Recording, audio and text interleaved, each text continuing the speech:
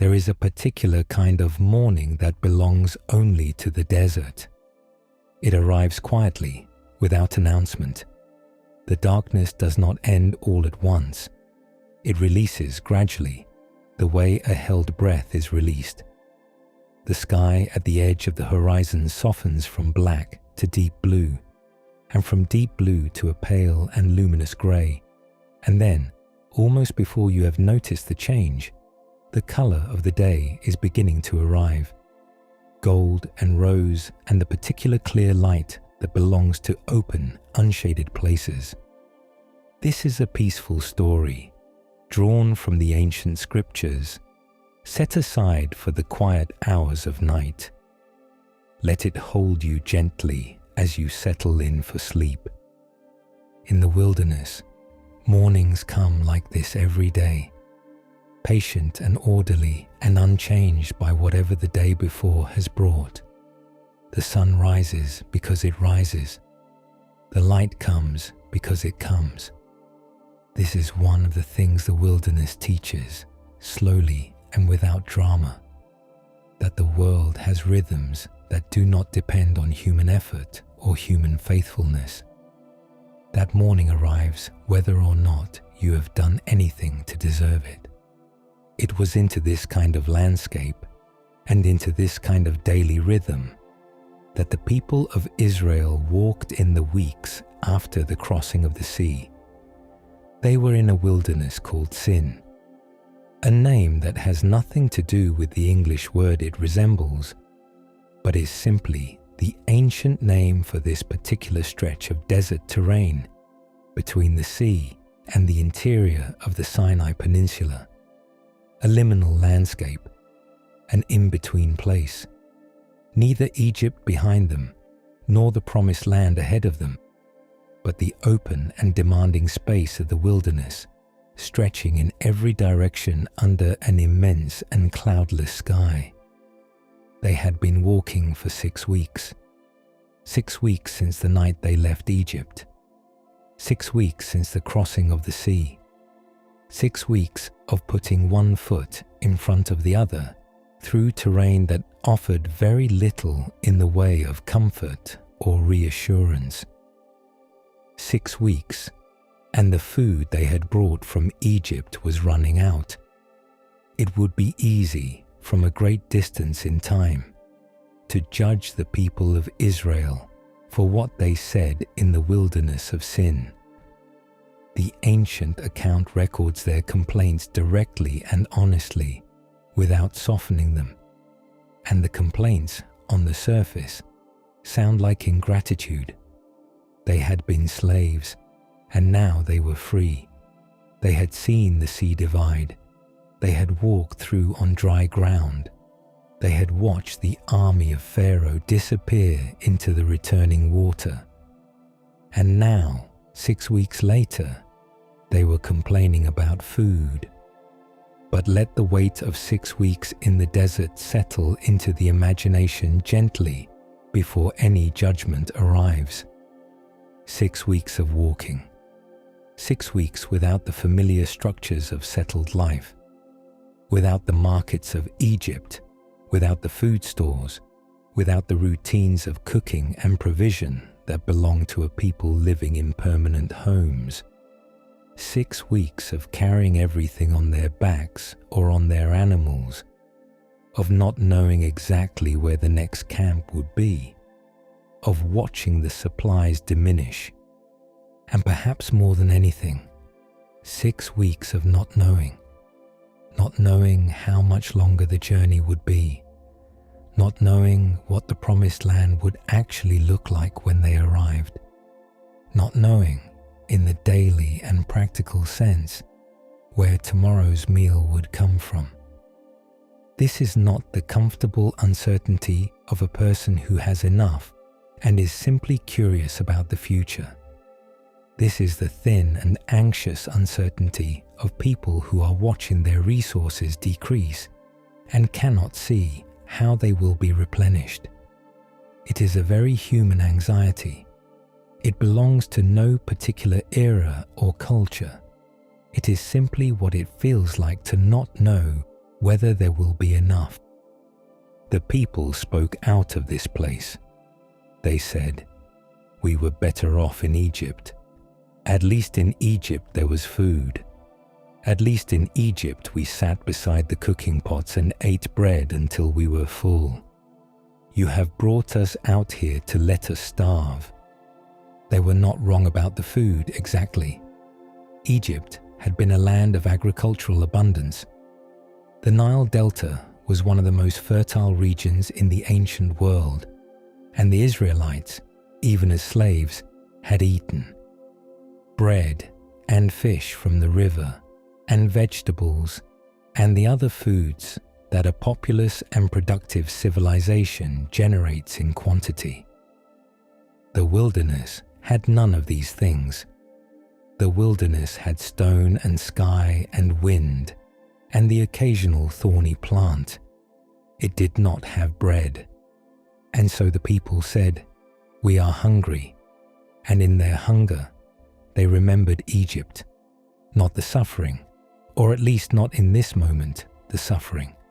In this moment, they remembered the food, the fullness, the particular satisfaction of a meal eaten in a place where meals were reliable. Memory has this quality sometimes. It selects. It reaches for what was good in a place that was also very bad, and it holds that good thing up and says, "See, it was not so terrible. It was, in some ways, better than this." The people were hungry and afraid of becoming more hungry, and they said so. And the ancient text records that God heard what they said. The response that came to Moses was not a reprimand. This is worth noticing and worth resting beside for a moment. The people had complained. They had spoken with the edge of desperation in their voices, had said things that implied that leaving Egypt had been a mistake, had murmured against Moses and Aaron in a way that the ancient text clearly marks as something other than faithful trust. And the response was, "I have heard them. I will provide." Not, "They should not have complained." Not, "They need to trust more before I will help them." Simply, "I have heard, and here is what will happen. Bread from the sky," God told Moses. "Evening meat, morning bread, enough for each day gathered fresh. And on the 6th day, enough for 2 days, because the 7th day was to be a day of rest, the Sabbath, on which no gathering would be needed." The provision was already decided. The complaint had not earned it, and the complaint had not disqualified the people from receiving it. The provision came because the people were hungry and needed food, and the one who had brought them out of Egypt had not brought them out to let them die of hunger in the wilderness. Moses and Aaron gathered the people and told them, "In the evening you will know that it was God who brought you out of Egypt, and in the morning you will see the glory of God." In the ancient world, glory was not primarily a visual phenomenon, though it sometimes manifested in ways that were seen. Glory, in the Hebrew vocabulary of these ancient texts, carried the weight of heaviness, of substance, of reality, of the full presence of something that is not abstract or distant, but genuinely, palpably there. To see the glory of God was not simply to observe something beautiful. It was to encounter something real. The people would see this in the morning, in the daily arrival of something that came not from their own effort or planning or cleverness, but from outside themselves, in the presence, on the ground around the camp, of a substance they had not put there. But first, the evening. As the sun went down on that day in the wilderness of sin, something came. The ancient account describes quail, birds arriving at the camp in the evening, coming in such numbers that the ground was covered with them.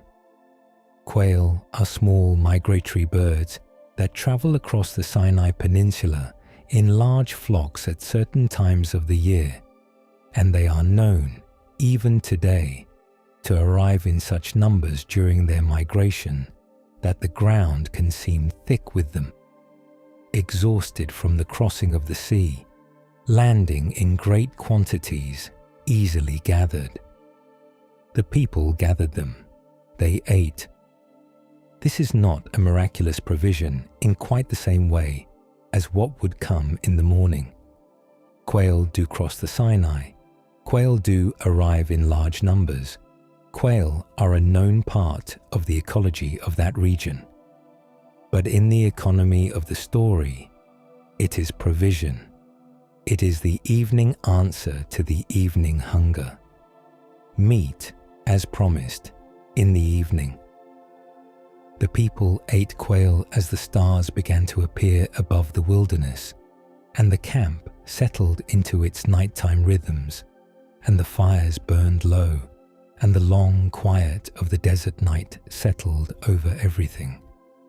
There is something very ordinary and very sustaining about the image of people eating at the end of a long day. Not a feast, not an elaborate meal prepared with ceremony and leisure. Simply food, gathered and cooked and eaten by people who were tired and hungry and had been walking for 6 weeks. The satisfaction of a meal, the particular quieting of the body that happens when hunger is answered. The way the conversation around a fire softens when everyone has eaten. The way weariness becomes restfulness when the belly is full. The wilderness at night is cold. In the desert, the temperature drops quickly when the sun goes down. The same stone that holds the heat of the day radiates it back into the night sky, and the air that was searing in the afternoon becomes cool and then cold within a few hours. The people would have pulled whatever warmth they had around themselves. They would have stayed close to their fires. They had eaten. The night was quiet. Tomorrow was coming, and with it, something they had never seen before. In the morning, when the dew had lifted, something was there. The ancient text describes it carefully, and its care is part of what makes the description so distinctive. When the layer of dew evaporated as the sun rose, and dew in the Sinai, while not common, does form on certain mornings when the temperature and humidity align in a particular way. There was something left on the surface of the wilderness ground. Something fine, something thin, something that lay on the surface of the earth like frost. The people came out of their tents and saw it, and they looked at one another and asked a question that became, in the Hebrew language, the name of the substance itself. They said, "What is it?" Manna. In Hebrew, the word man, "What is it?" or "What is this?" became attached to the thing itself, so that the food of the wilderness was called, forever after, the thing whose name was a question. What is it? A name that preserved in its very sound the bewilderment of the first morning. We do not know what this is. We have never seen it before. What is it? They had been told to gather it. Each person was to gather enough for their household for the day. An omer, which was a measure of roughly 2 liters, enough for a person's daily sustenance. Not more than they needed for the day. Not a stockpile, not a store, not a hedge against tomorrow's uncertainty. Just today's portion. The ancient account pauses to describe what manna was like, and the description is worth letting settle into the imagination slowly. It was white, or perhaps not quite white. Some accounts describe it as the color of coriander seed, which is a pale buff or off-white, the color of something that has been dried by a gentle sun, small and round, lying on the surface of the ground in the early morning, gathered by hand before the sun was high enough to melt or dissolve it. The taste of it is described in different places in the ancient text as honey cake, something sweet, something delicate, something that did not impose itself, but was simply satisfying in the way that simple food can be satisfying. Elsewhere, it is described as tasting like something made with oil, not a complex flavor, not a feast food, the taste of something sufficient, the taste of daily bread. It could be ground, the way grain is ground, into flour. It could be boiled or baked. The people learned to prepare it in various ways, to make it into cakes perhaps, or to cook it into something like porridge. It was a food that received preparation and returned something edible and sustaining. And every morning, there it was again, new, fresh. What could not be kept overnight, that which was left from the evening was spoiled by morning, the ancient text tells us, filled with worms and unfit to eat, arrived fresh with each new day. The provision did not accumulate. It could not be hoarded. It renewed itself daily with the morning. This daily renewal is one of the quietest and most significant features of the manna. It was not given all at once. It was not a single large gift that the people could store and draw on for weeks or months.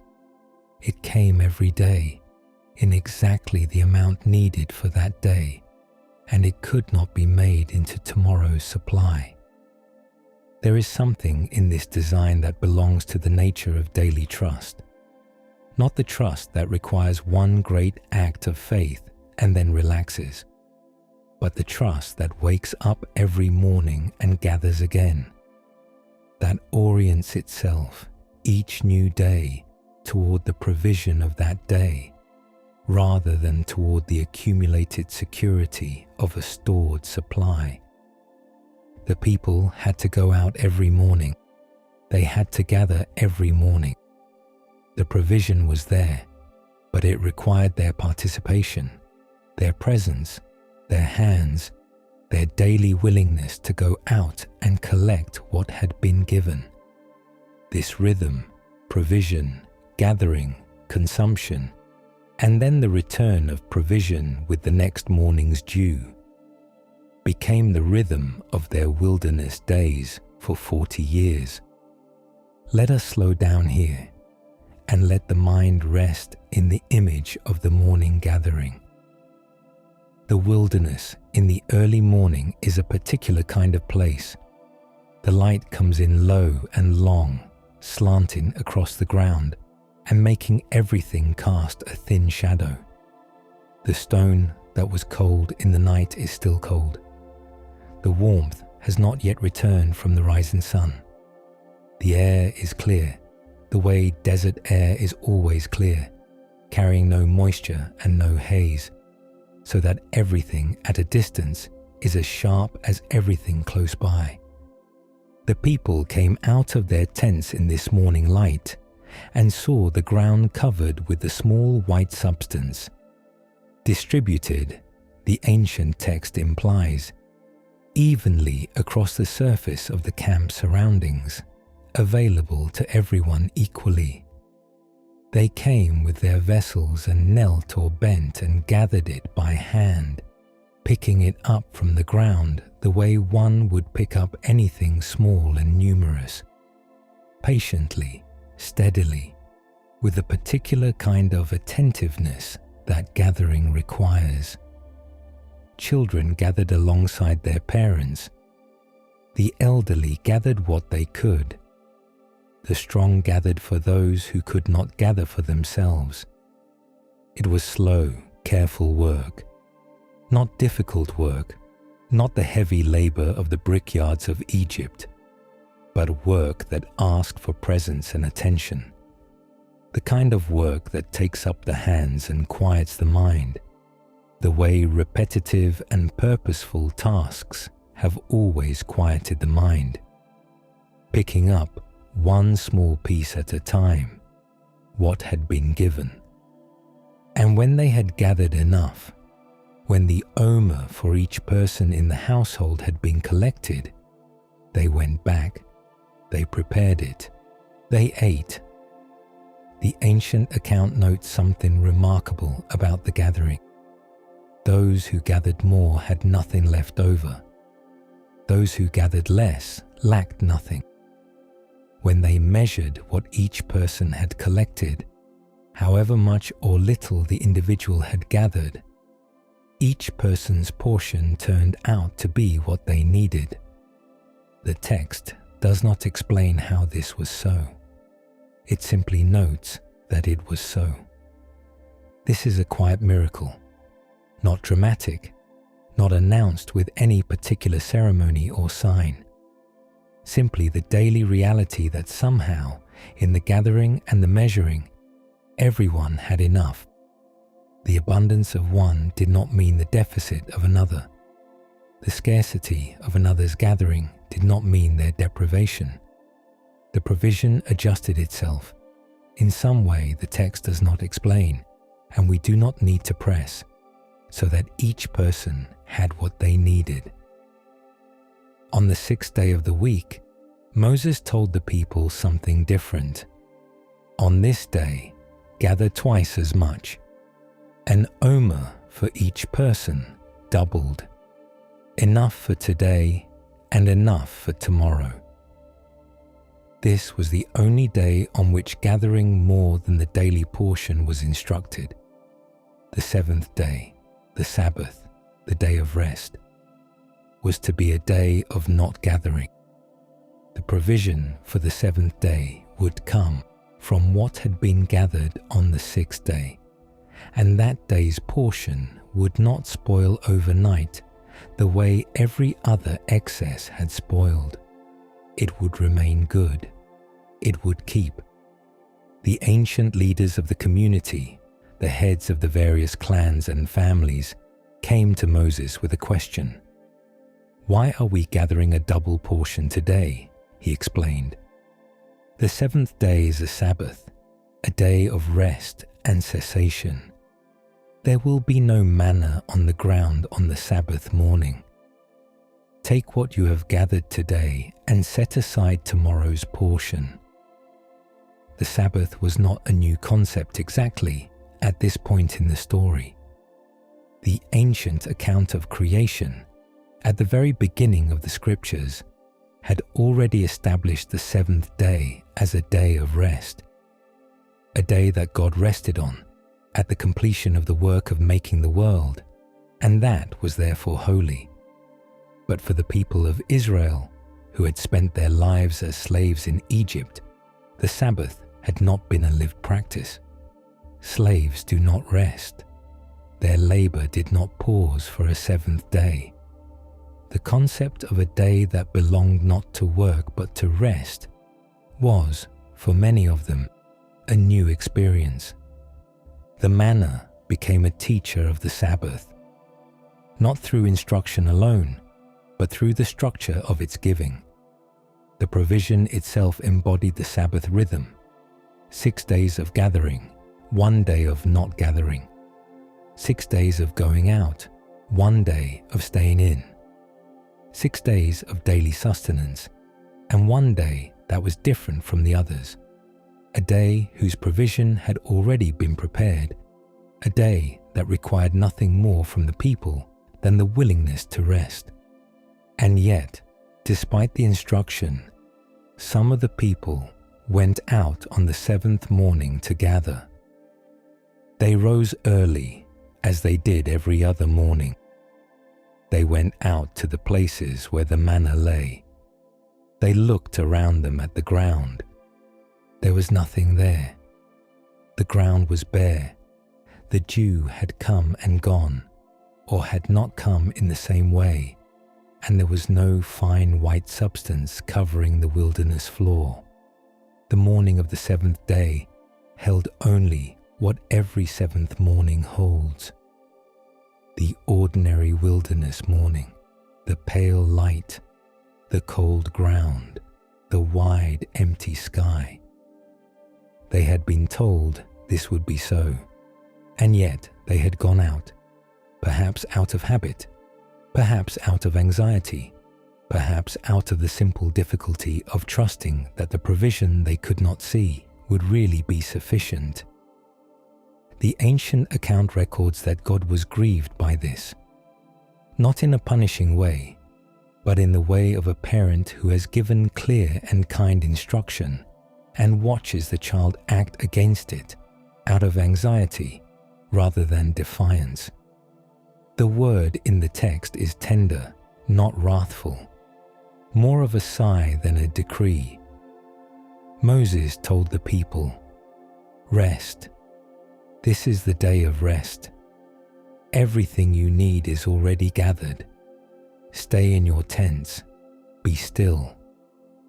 There is something very human in the going out on the seventh morning to look, even when we have been told that provision is secured, even when we have already gathered what we needed, even when the instruction has been clear and the promise has been kept again and again.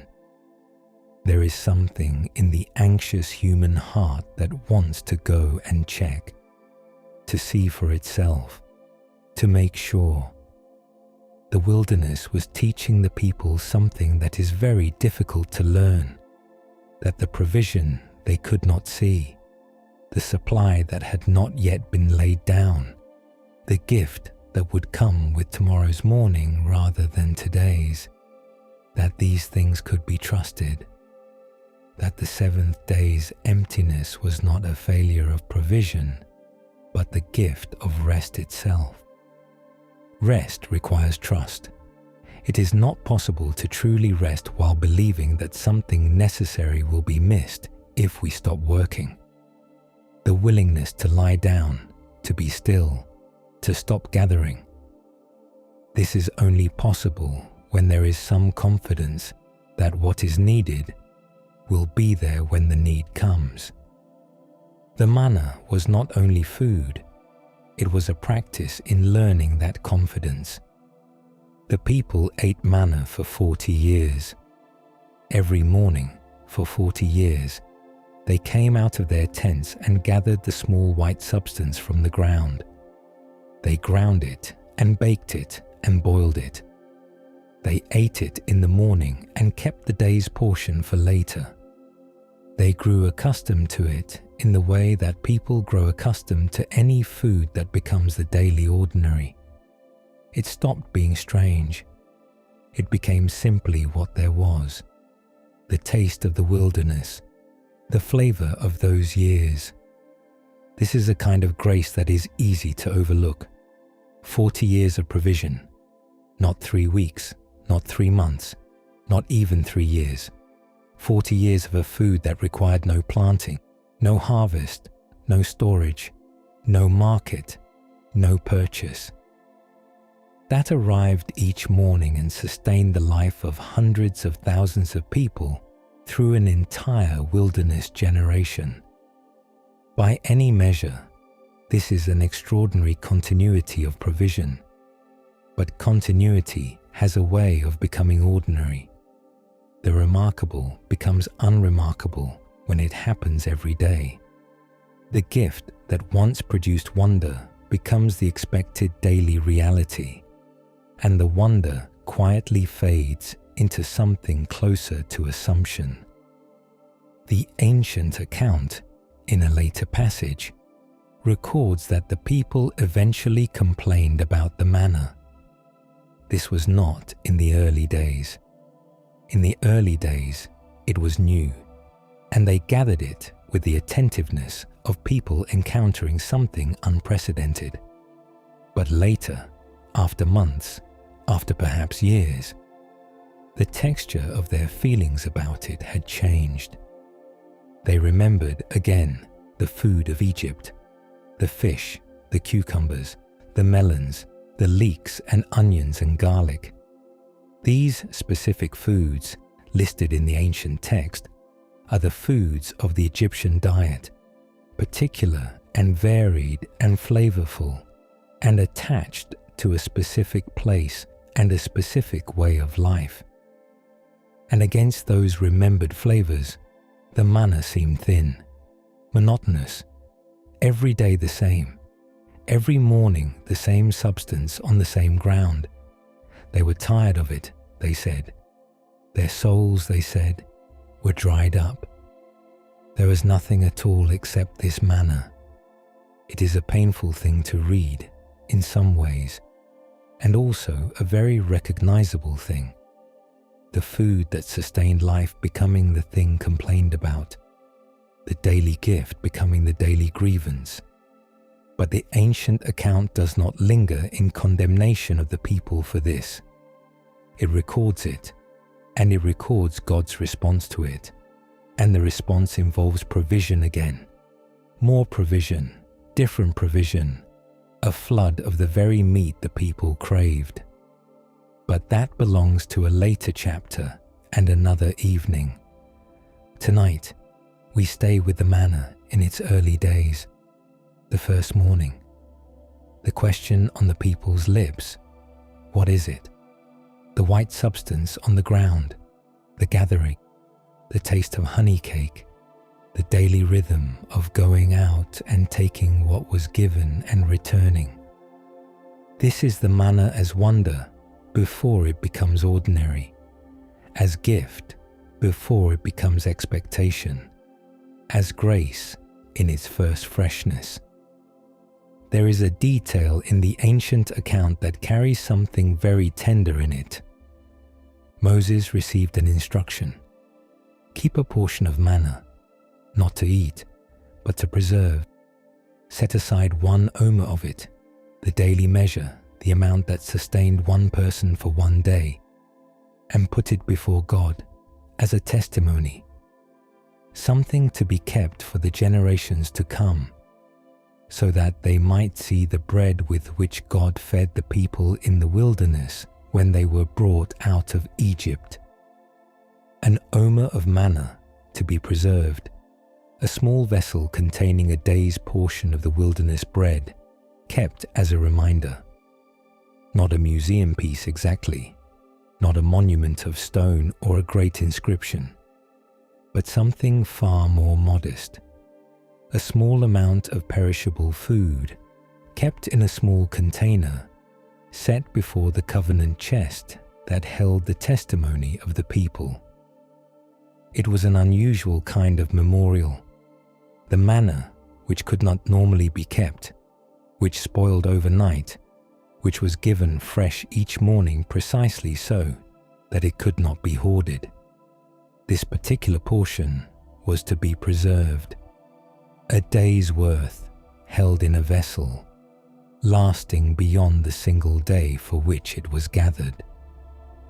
The ancient account notes that Aaron put the omer before the covenant chest, and that it was kept there for the generations, so that whoever came after, the children, the grandchildren, the generations who would be born in the promised land, and who would never have seen the wilderness or tasted the wilderness bread, they would be able to see what had sustained their ancestors.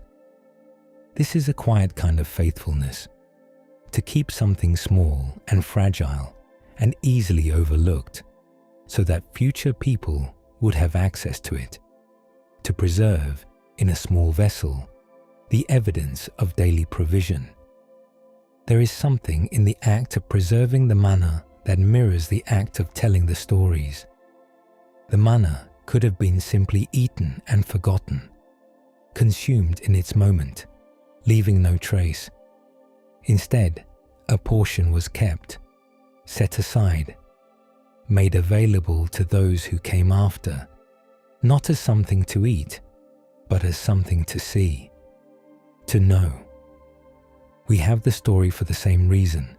It was preserved, set aside, handed forward carefully from generation to generation, so that those who came later would have access to the witness of those who came before.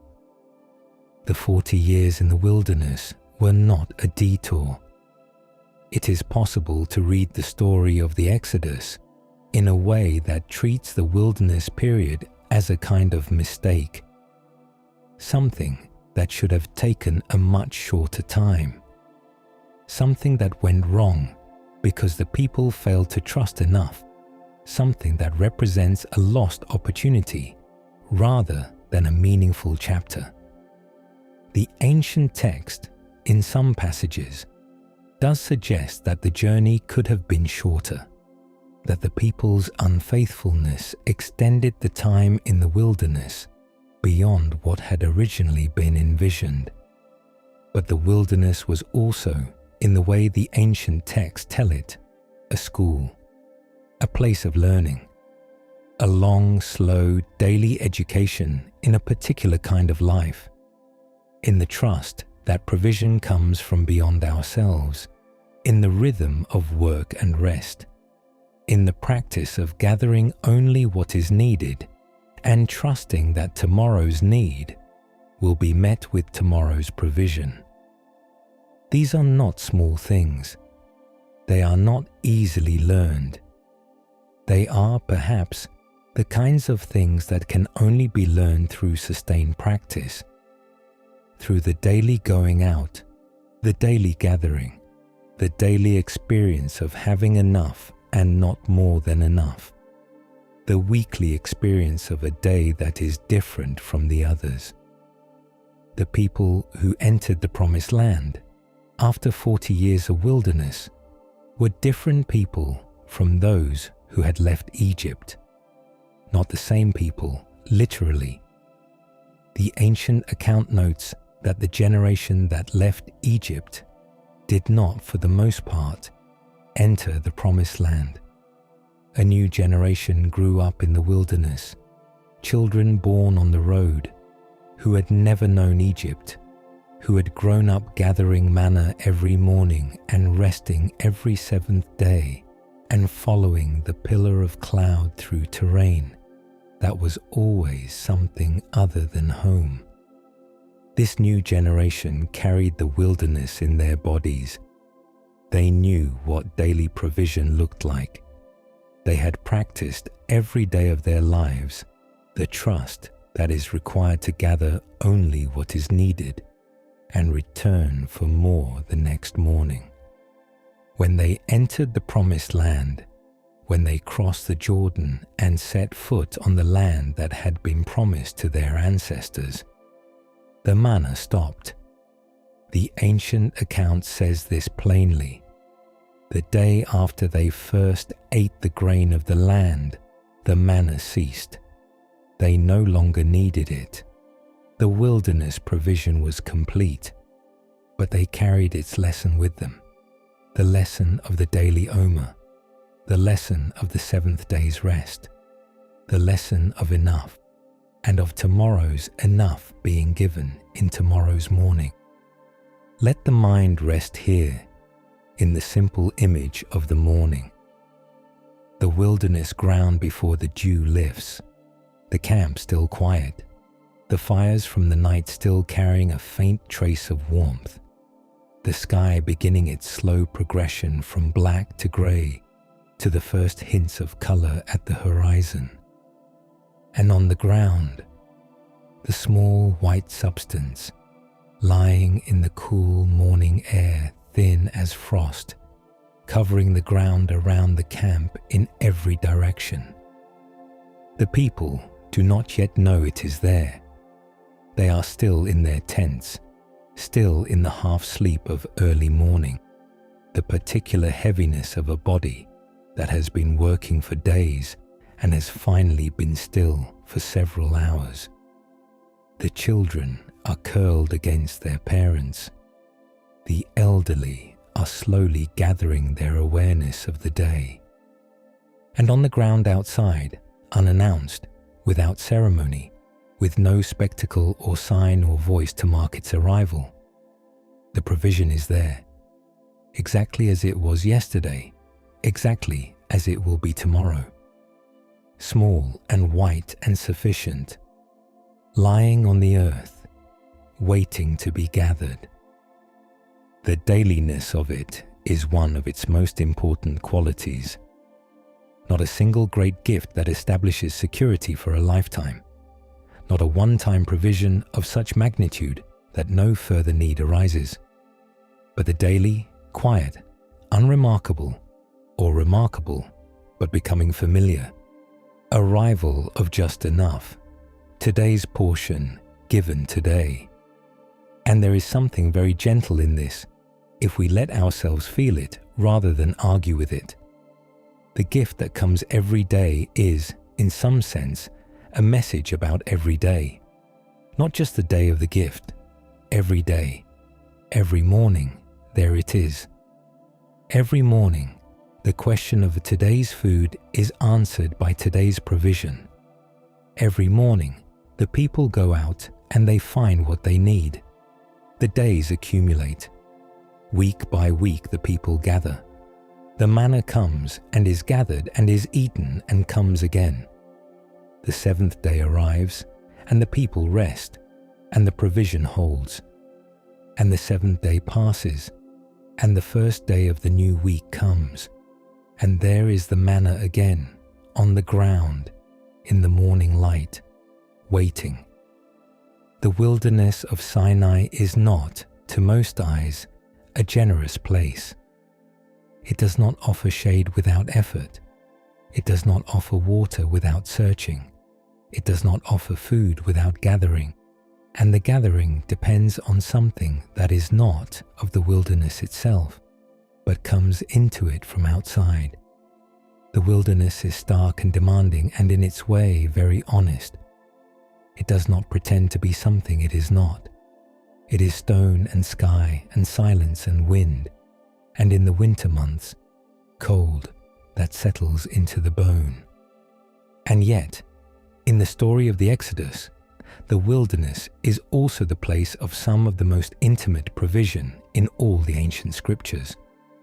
Water from a rock, quail at evening, manna every morning, a pillar of cloud to lead by day and a pillar of fire to give light at night. The provision did not come from the wilderness. The wilderness itself had nothing to offer.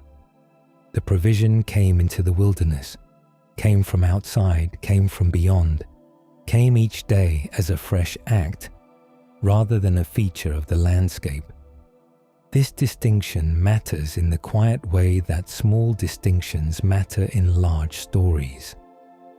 The people were not surviving on what the wilderness provided. They were being sustained by what was provided in the wilderness. The difference is everything. They were in a place that had nothing to offer them, and they were being fed. There is a quality of intimacy in this that is worth resting beside, in the quietness of this hour. To be fed in a place that cannot feed you is to be known. It is to have your need seen and answered in a way that has nothing to do with the resources of your environment. The provision could not have come from anywhere natural in the wilderness. So what it said in its daily arrival was not simply, "Here is food." It said, "I see where you are. I know what you need. I am not limited by the place you are in." The wilderness could not provide, but provision came anyway, every morning, for 40 years. The structure of provision in the wilderness followed the structure of the day itself. Evening, quail. Morning, manna. The two meals of the day, or the two main gathering times, corresponded to the two great movements of light and dark, day and night, that organize all time in the desert world. In the ancient Hebrew understanding of the day, the evening came first. The day began at sunset, not at sunrise, a way of marking time that had its roots in the creation account. where each day is described as evening and then morning, darkness and then light. The day begins in the dark and moves toward the light. The night is not the end of the day, but the beginning of it. By this reckoning, the provision of the quail at evening was the beginning of the day's provision, and the manna in the morning was its completion. The gift of the night and the gift of the day, together making up the whole of what was needed. The rhythm of evening and morning is one of the oldest rhythms in the world, older than any human civilization, older than the people who were walking through the wilderness. The day has always moved this way, from the cooling of the afternoon into the dark, through the night with its stars and its cold, and back again to the warming light of morning. The provision of the wilderness fit itself into this rhythm, arrived within it, became part of it, not something imposed on the day from outside, but something that came with the day's natural movements, with the dew, with the quail that settled in the evening. The gift wore the form of the ordinary. It arrived in the shape of the day. This is a quiet thing, the extraordinary gift wearing the clothing of the ordinary day, the miracle that looks, after a while, like simply what happens when the sun rises. Twice as much on the sixth day. The people went out on the morning of the sixth day of the week, as they went out every morning, and they gathered. But this day the gathering was double, 2 omers for each person, rather than 1. When they brought their double portions back and measured them, the leaders of the households came to Moses and told him what they had found. Moses answered, "This is what God has told us. Tomorrow is a Sabbath rest. Bake what you need to bake today. Boil what you need to boil. Whatever remains, set it aside. It will keep until tomorrow morning." And they set aside the extra and left it until morning. And in the morning, it had not spoiled. This was the only day that extra manna could be kept. Every other day, the manna that was left until morning was filled with worms and could not be eaten. But the 6 days' double portion remained good through the night, available for the 7th morning, preserved by the same purpose that had suspended the usual rule of spoiling. The 6th day required a different kind of attention than the other days. Not more physical labor exactly, but a different mental posture. The awareness that what was being gathered today was not only for today, that the extra portion was not abundance to be enjoyed now, but provision for a day that was different from the others. There is something in this that speaks to the way the Sabbath was designed to work in the life of the people. The Sabbath was not simply an absence of work. It was made possible by the work of the 6th day, by the extra gathering, the extra preparation, the setting aside of what would be needed. The rest was prepared for. It did not just happen. The day of doing nothing was made possible by the day of doing more. This is different from the laziness that also produces not working. The Sabbath rest was intentional, prepared, purposeful not working. It rested on the foundation of what the 6th day had done. There is a peace in the image of the 7th day that is worth letting settle into the body slowly. The camp is quiet. The fires are small, perhaps, the cooking done the night before or in the early morning from the provisions set aside. No one is going out. No one is gathering. The vessels are full from yesterday's double portion. The children, perhaps, play without the usual sense of the day's tasks pressing on their parents. The adults sit or walk slowly within the camp, or talk in the unhurried way of people who have time. The elderly rest fully, without the sense that there is something they should be doing instead of resting. The day stretches out with a different quality than the other days, not empty, full, but full of a different kind of thing than the full days of gathering and walking and tending, full of presence, of being in the same place, of the particular gift of a day that has no destination. The Sabbath in the wilderness was not a day of formal religious ceremony at this early stage of the people's life. The elaborate worship structures and rituals that would develop later, the tabernacle, the priesthood, the calendar of holy days, these had not yet been established. The Sabbath here was simply a day of rest, of not gathering, of staying where you were.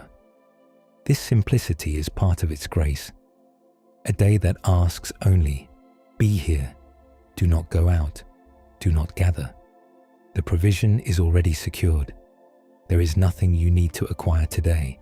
Simply be in the day, with the people around you, with the sky above you, with the quiet of the wilderness camp, and the particular stillness of a day that has been set apart from the others. A day of permission to stop, of permission to be still. The people in the wilderness needed this. Any people needs this. The rhythm of working and resting, gathering and releasing, going out and remaining. This is a rhythm that belongs to the health of human life. The body that never rests wears away. The soul that never stops acquiring grows anxious and thin. The Sabbath was not given to the people as a rule to constrain them. It was given as a gift to free them from the relentlessness of daily provision seeking, from the anxiety that says there is always more to do, always more to gather, always more to secure against tomorrow's uncertainty. Tomorrow's provision was already there in the vessel, set aside from the sixth day. It would still be there in the morning. The night would not spoil it. In the late afternoon of the Sabbath, the light in the wilderness takes on a particular quality. The sun is lower now, coming in at a longer angle, and the stone of the desert glows in it. The sand-colored rock and the deeper brown and red of the harder formations, lit from the side rather than from above, every ridge and shadow sharpened, every surface made more itself than it is at midday. The camp in this light is quiet and golden. The tents cast long shadows. The animals are settled. The children have grown quieter in the late afternoon way of children who have played themselves full and are beginning to drift toward the stillness that precedes sleep. The sky above is enormous. In the wilderness, the sky is always enormous. There is nothing to interrupt it, no building or tree or hill of any height to narrow the view. It goes from horizon to horizon in a great arc, and in the late afternoon it begins its shift toward the colors of evening, the orange and rose and deep gold that build at the western edge as the sun descends. This is the light in which the people of Israel have been resting. This late afternoon Sabbath light, gold and long and generous. The day is almost over. The Sabbath, which began at the evening of the sixth day, will end with this coming evening, when the stars appear, when the seventh day gives way to the first day of the new week. Tomorrow morning there will be manna again. Tomorrow the gathering will begin again. The rhythm will resume, going out, kneeling, collecting, returning. But that is tomorrow. For now there is still this evening, still this day of rest, still this light lying across the wilderness and the camp and the people who have stopped for one day in 7, their daily occupation of acquiring what they need. For now there is enough. There has been enough all day. There will be enough tomorrow. The provision is trusted. The day is almost done. The first stars are beginning to appear at the edge of the darkening sky. The ancient scriptures in a later place reflect on the meaning of the manna. In the book of Deuteronomy, Moses speaks to the people before they enter the promised land and looks back on the wilderness years. He tells them that the manna was not given simply to feed them, that God let them hunger before giving the manna, so that they would know that human life does not depend on bread alone, that there is something beyond bread on which life ultimately rests. This is a quiet statement, not dramatic, not pressed hard in the telling. It does not arrive as a great doctrinal point to be memorized and applied. It is offered in the way that someone at the end of a long journey reflects on what the journey taught, gently, with the perspective that only comes from having traveled far enough to look back. The manna was bread, it was real food, and it sustained real bodies, and the people who ate it in the wilderness were grateful for its reality. But it was also something more than bread. It was daily evidence of a presence that provided beyond the capacity of the environment. It was the physical form of a faithfulness that renewed itself every morning. And it was, in this way, a form of speaking, a daily word, delivered in small white portions on the ground, saying, "I am here. You are known. Your need is seen. Today's provision is given." The people heard this word every morning for 40 years. They heard it by gathering it in their hands and eating it. They heard it in the full vessels at the end of the gathering, and the empty vessels after the meal, and the new fullness of the next morning's gathering. They heard it in the double portion of the 6th day and the rest of the 7th. By the time the manna stopped, on the day after they ate the first grain of the promised land, they had been hearing this word every day for 40 years. It had shaped them. It had become part of how they understood the world, what they expected of it, what they knew to be possible. The manna stopped, but the lesson remained. Let the story settle now, the way the desert settles in the evening, the way the stone that held the day's heat begins, gradually, to release it into the cooling night air, the way the colors of the sky soften and deepen as the light withdraws. The wilderness camp is quiet. The fires are low and warm. The vessels from the day's gathering are set where they will be in the morning. The double portion of the 6th day, if it is the 6th day, is in its place, prepared, set aside, ready. Or if it is any other day, then tomorrow's provision is simply tomorrow's. Not yet here, not yet needed, and yet trusted. The children are asleep, curled in the warmth of their families. The animals are settled. The people who were awake an hour ago are drifting toward the particular loosening of thought that comes before sleep, the way the mind releases its grip on the day's concerns, the way the body finally, gratefully, lets its weight go. Above the camp, the stars are extraordinary. They are always extraordinary in the wilderness. away from every source of light except their own. Great rivers and clusters of them, too many to count, so numerous that the sky seems to glow faintly with their collective light. The same stars that were above the camp the night before, and the night before that, and that will be above the camp tomorrow night and every night, for all the years of the wilderness journey. Let the morning be already in the mind, even as the night settles. The morning that is coming, with its dew and its pale sky, and the small white substance on the ground. The people will go out. They will gather. There will be enough. This has been true every morning for as many days as they have been in the wilderness.